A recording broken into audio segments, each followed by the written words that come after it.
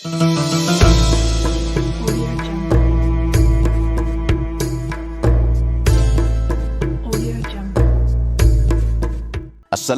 warahmatullahi wabarakatuh. Nabi Yunus diutus oleh Allah untuk berdakwah pada penduduk Ninawa. Ketika mendapatkan perintah tersebut, perjalanan panjang melintasi padang pasir yang luas dan gersang pun ditempuh Nabi Yunus dari negeri Syam. Sesampainya di Ninawa, Yunus alaihissalam mendapati para penduduknya tenggelam dalam kekafiran. Mereka menjadikan berhala sebagai Tuhan.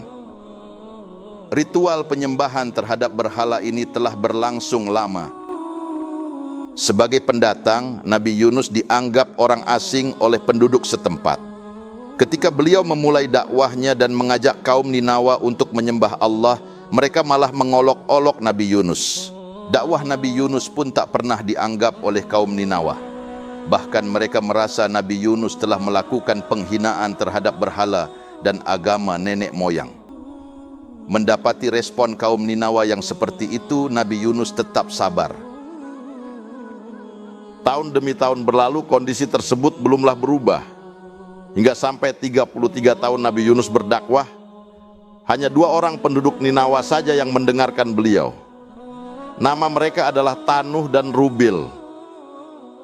Sampai pada suatu hari, habis sudah kesabaran Nabi Yunus menghadapi kaum Ninawa yang keras kepala itu. Beliau pun berniat meninggalkan kaumnya. Namun sebelum beliau pergi, Nabi Yunus menyampaikan kepada penduduk Ninawa bahwa azab Allah akan datang. Kemudian pergilah Nabi Yunus dalam keadaan sedih, kecewa dan marah. Setelah beranjak dari Ninawa, Nabi Yunus menuju dermaga dan menumpang pada sebuah kapal. Cuaca cerah saat kapal sedang bersandar sehingga sang nakhoda mengizinkan Nabi Yunus untuk ikut naik, meski ia tahu kapalnya sudah kelebihan muatan. Sampai di tengah laut, cuaca tiba-tiba memburuk. Awan hitam bergulung-gulung, angin kencang, dan gelombang besar tiba-tiba memerangkap kapal. Badai besar itu membuat kapal tidak stabil. Nabi Yunus pun mengajak nakhoda dan seluruh penumpang kapal untuk berzikir kepada Allah. Sang nakhoda kemudian memerintahkan kepada seluruh penumpang untuk membuang barang bawaan mereka ke laut. Harapannya dengan beban yang berkurang kapal akan bisa kembali stabil. Ternyata tidak demikian kenyataannya. Akhirnya sang nakhoda harus mengambil keputusan pahit, yaitu mengurangi jumlah penumpang kapal. Agar adil, penentuan siapa penumpang yang harus keluar dari kapal pun dilakukan dengan undian. Sang nakhoda meminta seluruh penumpang menuliskan nama mereka, kemudian proses pengundian pun dimulai. Pada pengundian pertama, nama yang keluar adalah Yunus. Namun seluruh penumpang menolak hasil tersebut sehingga diulang kedua kalinya. Pengundian kedua kali juga mengeluarkan nama yang sama, Yunus. Meski para penumpang lainnya masih keberatan, tetapi Nabi Yunus menerima hasil undian tersebut dengan ikhlas. Hal ini sesuai dengan firman Allah pada surah As-Saffat ayat 141. Kemudian dia ikut diundi, ternyata dia termasuk orang-orang yang kalah dalam undian. Beliau pun menceburkan dirinya ke laut setelah menyebut asma Allah. Dalam beberapa riwayat dikisahkan bahwa setelah Nabi Yunus terjun ke laut, cuaca kembali cerah dan lautan kembali tenang. Di laut Nabi Yunus diombang-ambingkan gelombang. Kemudian Allah memerintahkan seekor ikan paus untuk mendekat dan menelan Nabi Yunus tanpa meremukkan tulang dan daging beliau. Ada pula pendapat yang menyatakan bahwa ikan yang menelan Nabi Yunus adalah ikan Nun, merujuk pada surah Al-Anbiya ayat 87. Ikan itu disebut-sebut masih hidup saat ini dan akan terus hidup hingga hari kiamat. Niscaya dia akan tetap tinggal di perut ikan itu sampai hari kebangkitan. Di dalam perut ikan yang gelap, Nabi Yunus sempat mengira dirinya telah meninggal. Allah pun mewahyukan bahwa beliau ada di dalam perut ikan. Nabi Yunus pun menggerakkan kakinya dan bersujud Tak lama kemudian Nabi Yunus mendengar suara-suara tasbih dari para penghuni lautan. Hal ini mengilhamkan kepada beliau untuk menyadari kesalahannya. Nabi Yunus pun sadar bahwa keputusannya meninggalkan kaum Ninawa dalam keadaan marah adalah hal yang tidak benar. Karena itu Allah menghukum beliau dengan memenjarakan di dalam perut ikan. Hal ini seperti firman Allah pada surah As-Saffat ayat 142. Maka dia ditelan oleh ikan besar dalam keadaan tercela.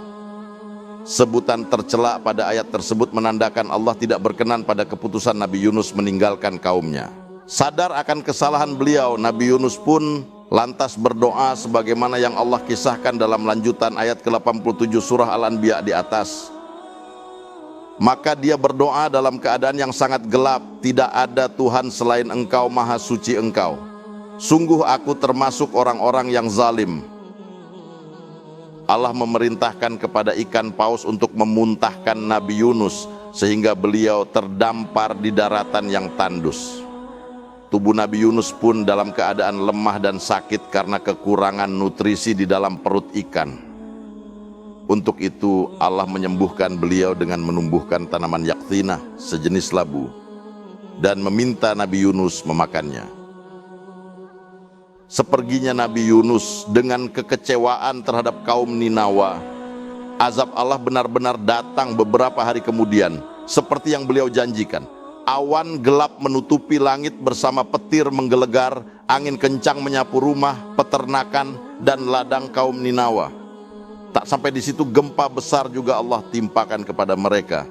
Penduduk Ninawa pun sadar peringatan yang disampaikan Nabi Yunus benar-benar terjadi. Karena itulah mereka bertobat dan menyebut namanya untuk memohon perlindungan.